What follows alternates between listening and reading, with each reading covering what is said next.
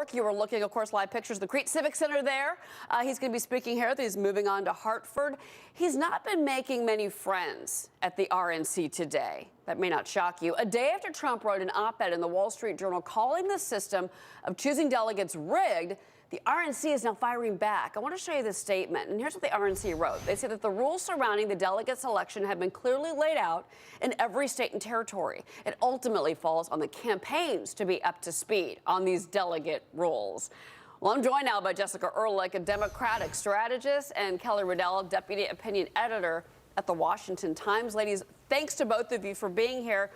Kelly, obviously we're all reading with great interest this op-ed that he wrote. And one of the things I thought that it was interesting, he said voter disenfranchisement is not merely part of the Cruz strategy, it is the Cruz strategy. Will that resonate? Will that hurt Cruz? I don't know if it's going to hurt Cruz. He's got a loyal following himself, but it certainly is a strong message for Donald Trump. I mean, he is running as the ultimate outsider's outsider, and just showing the people how much this system just benefits those on the inside and how hard it is to break in as an outsider. I think it's a really good message for him, and it does resonate very well.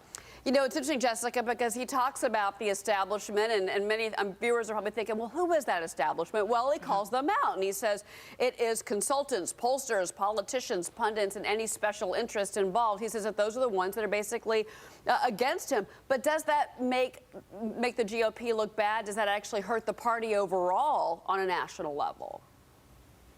Well, I think it speaks to sort of the feeling we're seeing really on both sides of the aisle, but certainly in the GOP, where, you know, we've gone from the Tea Party movement all the way now to where we are, where we look like we're going to be having a brokered convention. There's this splintering between what are considered the inside the Beltway people and folks who are out there really, you know, in the trenches living their normal day-to-day lives. And we're seeing that on the left and the right, and it's come to a head. And that's who Donald Trump is speaking to. Similarly, I think that's who Bernie Sanders are speaking to. It's people in general who feel disenfranchised. You know, Kelly, the RNC expected to debate this proposal next week. It really could shift the balance of power at the convention. Who benefits, who loses from a contested convention?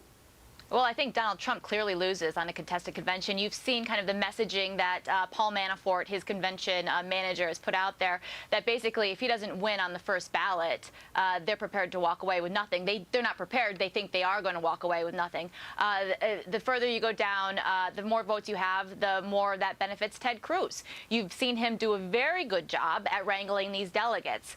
Louisiana, he lost, but now he's got just as many delegates or more than Donald Trump. You see him going into Minnesota and trying to take Rubio's delegates. He's doing a very good job at targeting specific states and sweeping the delegate count like he did in Colorado. And that's totally fair. It's totally within the rules. And Donald Trump, you're seeing him right now kind of ramp up his efforts to match Ted Cruz in the delegate count. Jessica, I do want to ask you about last night because we certainly saw, and there's the delegate count right now as it stands. Mr. Trump was 743, Cruz at 545.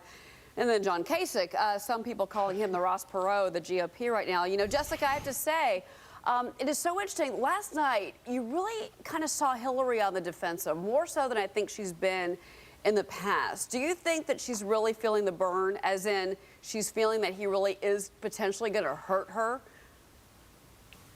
Well, I don't know that she's feeling that he's going to hurt her, but definitely there were sort of two aspects, I think, last night. One, it seemed like these guys are, you know, they've been debating each other now. I think this was the 8th time, and they're kind of gloves off. Partly, I think, because it's in New York, and certainly something that Bernie Sanders has said in one of his strategies is to be tougher in New York, because in order to win New York State, you have to come out and look like you're a winner and you're a tough guy and a little more sort of Trumpian.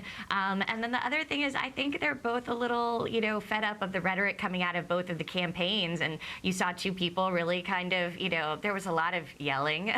Yeah. Wolf Blitzer was trying to, you know, sort of keep, you know, maintain the lid on it, which we have not seen so far to date in the campaign or in any of the debates on the Democratic side. Now, I don't think that, you know, yes, it's a departure from before when Bernie was saying, let's not talk about the emails, to now sort of pounding on these issues. But that's because, you know, it's a slim margin really with all of these guys. They're trying to differentiate themselves. They're trying to get voters, and they're really, you know, pulling no punches here. Right. Well, and when I say hurt her, what I mean is that he could be hurting her on a national scale, you know, looking ahead to the general election. Jessica Ehrlich, Kelly Riddell, ladies, thank you very much.